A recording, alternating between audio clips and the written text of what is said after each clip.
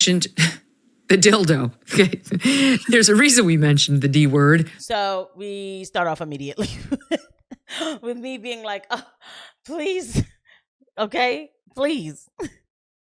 And that is, it came up on Joy Reid's show when Moms for Liberty's Tiffany Justice, to her credit, went on with Joy Reid. The subject was all the evil book banning that they're doing in Florida, thanks in part to people like Ron DeSantis and people like Tiffany, who, through Moms for Liberty, is pushing to get these books not out of Florida, not out of libraries, not out of Amazon, not out of bookstores, but out of K through 12 school libraries. That's it. And which ain't enough to me. I think it should be out of everything, but I'm a little bit of a fash when it comes to these kind of things, like I am. But we're back here with the story again. I mean, Megyn Kelly to me is so disingenuous with this story, but whatever. Like I said before, Tiffany Justice is she's a pioneer in the game, right? She is definitely what Moms for Liberty has been able to do. And I know somebody will listen and be like, oh, what did they really do? Let me tell you something about bringing reality to even one person. That's a blessing. That's something that should not be taken lightly. And the people who do that should get their trophies. Like, amen, It led to, in part, the following exchange. Listen to this. What is the expertise that you have and other Moms for Liberty advocates have to decide that an award-winning book like All Boys Aren't Blue isn't appropriate for students to read? What is your expertise? What a tragic story of a young man who's anally raped by his adult family member. So you have incest, rape, pedophilia. In what context is a strap-on dildo acceptable for public school? That's my question to you. As you are not an expert. In this book, her black attitude is disgusting to me. Yes, I said it. Just smug and just, I'm the boss here, and I'm going to tell you. Because this is what this translates to, okay? This is the same broad. I knew this broad was discussing when she was like, the crime rate isn't increasing. And this was back in 2020. Oh, my friends, they don't tell me that they're dealing with crime where they live. And I'm like, well, daggone, Joy, where do you live? That you had to have your friends tell you that lie. And they didn't tell you that because the crime rate was increasing, right? But Joy Reid probably lives somewhere up Richboro or something where she is not seeing black folk. Let's keep it real. Let's keep it all the way real. Let's keep it all the way real, okay? And then these people, they come here and they're so disingenuous. Well, I'm going to tell you why. And she might as well talk like that. What makes you an expert? Because you want to get rid of the book because you's a racist. Have to be an expert to know that dildos aren't appropriate. What I say, look at her little hand. God bless Tiffany Justice here, because I would have been like, yo, put your hand down, yo, for real, because you look bad. Okay, look what you're promoting. You look really bad. By the way, guys, please don't forget to hit the like and subscribe button and the notification bell. Thank you for all that you do. Thank you to every eye who lands on these videos. For public One moment. School. Let's get real. Is a full context story, as you said, of the author's experience. Right. What is your right to tell a parent who wants their child, who might feel seen by this story, why don't they have the right? Why don't they have the right as a parent to say, my child can have access to this book? If a child feels seen by this story, that means that they have been the victim of a predator. That means that they have either been raped by a family member. If a child feels seen by this story. You're now making assumptions about it. No, but if a child has been raped. I'd have been like, Joy. I would even went back and forth with her. I would have been like, Joy, do you hear what you're saying? The rest of the world hears what you're saying. Whoever lands on this clip, I'm not going to look bad in this one, Joy, okay? White or not. I'm not going to look, but this is about the kids, Joy. It's not about your hate. We should do a lot better than put a book on a library Now you're literally shelf. creating a story behind a child that you don't know.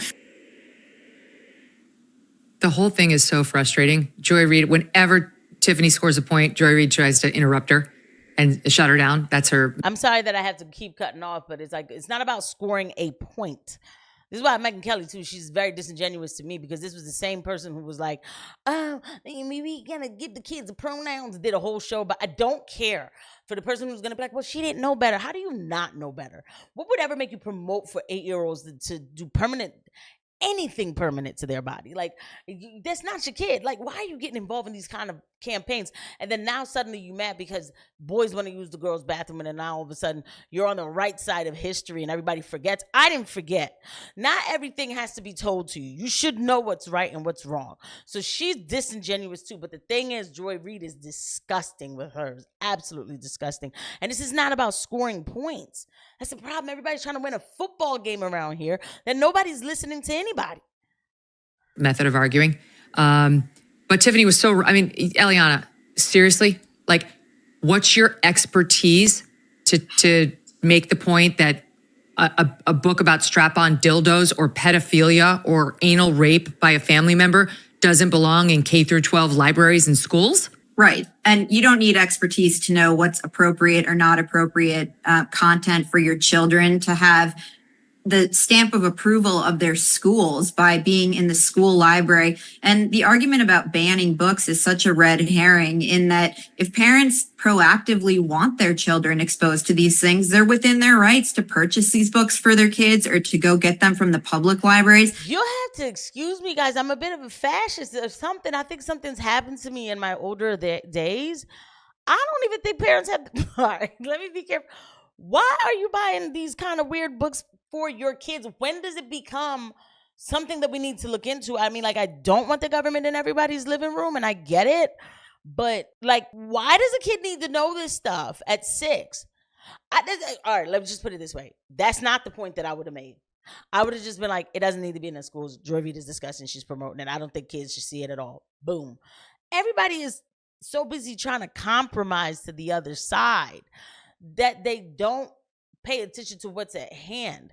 Some decisions have to be harsh. I'm not advocating for anything crazy. I'm just saying that's not the point that I would have made. And to talk with their children about these things, and to expose their children to these books. But to have them in the school library for perusal of children without the consent of their parents is not okay. And that is what the objection is to by many, many parents. There are tons of academic expert articles and books, Emily, about the damage done to children in being exposed to content like that. And most of us are pretty vigilant, most good parents, pretty vigilant about making sure our children don't have access to that kind of thing. We put blocks on their phones if they have phones. We don't, whatever. You're making sure the family computer is in a room where the children, you can see the child. Okay, there you go, Megyn. There you go. That's a little bit more, let's, come back down to earth here. That's perfect. Right? Like all the things. And the last thing you want to think is when you send them to school, that's when they're most dangerous. That's when they're most exposed to stories about anal rape and strap-on dildos. And that's another book. Like, what? I don't know what Joy Reid is thinking. I don't want to know about Joy Reid's weird sexual predilections or what she thinks is okay content for minors. But it's not the same as what I think. And if she wants to expose her kid to that stuff, she can go right ahead and do it on her own time and her own dime, not on my taxpayer money, when my kid might be sitting right next to her kid reading a nice book about love, about bullies, about history, right? It's absurd to pretend it's a ban because you can't get it in your school library. Well, what you need to understand, Megyn, is that the school has become a farm for the indoctrination. Now, be clear, I'm not telling parents, take your kids out of the schools now and figure it out and homeschool.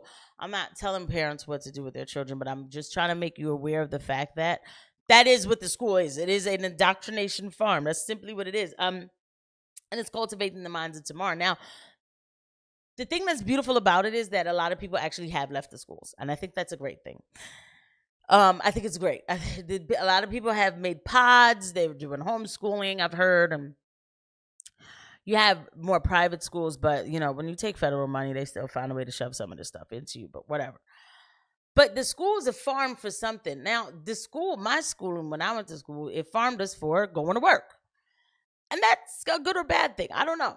And I think the generation right behind me, it was farmed for entrepreneurship a little bit. I do. Believe it or not, even though they went through a lot with all of this identity crisis type of identity politics stuff, they think differently about how to make money. They actually think about money as a tool. And I don't know if it's the school or if it's the environment that forced them to have to think like that, right?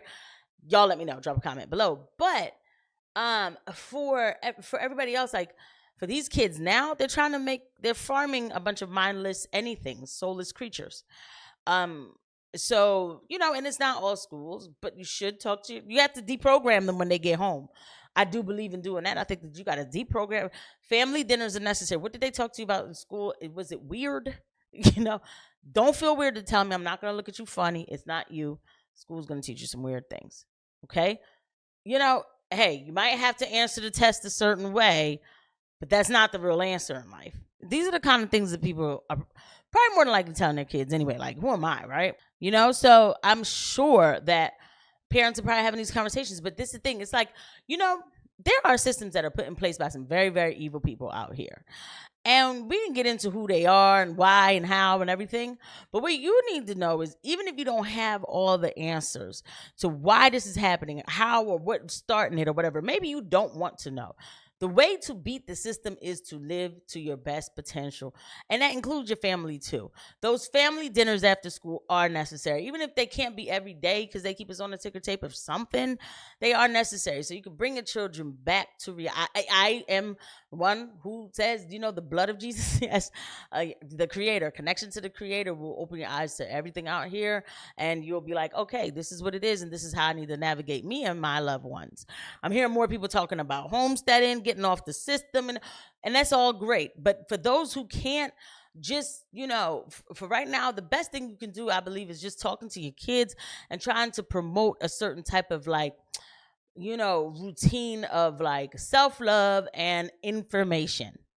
I'm not telling anybody how to be parents. It's just that we need to build an army of good people, of good, strong, moral people. I would say Christian-based, God-based people, So we need to build that. And those who are blessed with families, man, you have a beautiful opportunity to do so. I know it's not easy, but if not, the system, the school, it was bad enough back in the day to be like, oh, there's a gang member outside the school. Like, no.